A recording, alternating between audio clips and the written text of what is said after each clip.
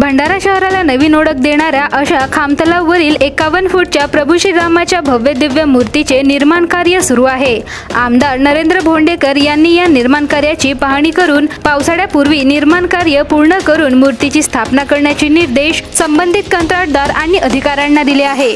आमदार नरेंद्र भोंडेकर यांनी भंडारा विधानसभेत विकास कार्याचा सपाटा लावलेला आहे। यातच भंडाराचे आराध्य मानले जाणारे बहिरंगेश्वर देवस्थान ज्या तलावाच्या पातळीवर वसलेले आहे त्या खाम तलावाला सुद्धा धार्मिक महत्त्व लाभलेले आहे। आमदार भोंडेकर यांनी या तलावाचे कायापलट करून भंडाराला नवीन ओळख देण्याचे ठरविले आहे आणि तलावाच्या मध्यभागी रामाची 51 फूट उंच मूर्ती स्थापनेचे निर्धार केले। या तलावाच्या पातळीपासून मूर्तीपर्यंत जाण्याकरिता पूल, तलावात बोटिंगची व्यवस्था सोबतच तलावाच्या भोवती सौंदर्यीकरण करण्यात येणार आहे। याकरिता गेल्या 1 वर्षापासून निर्माण कार्य सुरू करण्यात आली आहे। आमदार भोंडेकर यांनी बुधवारी सायंकाळी या निर्माण कार्याची पाहणी केली आणि कामाचा आढावा घेतला। यावेळी आमदार भोंडेकर यांनी कंत्राटदारांनी संबंधित विभागाच्या अधिकाऱ्यांना बोलावून घेतले आणि कामासाठी लागणाऱ्या लोकांची संख्या वाढवून कामाला गती देण्याचे निर्देश देत पावसाळ्यापूर्वी काम पूर्ण करून रामाच्या मूर्तीची स्थापना करण्याची सूचना ठेकेदारांना दिली आहे। खाम तलावाप्रमाणे सागर तलावाचेही कायापलट होणार आहे।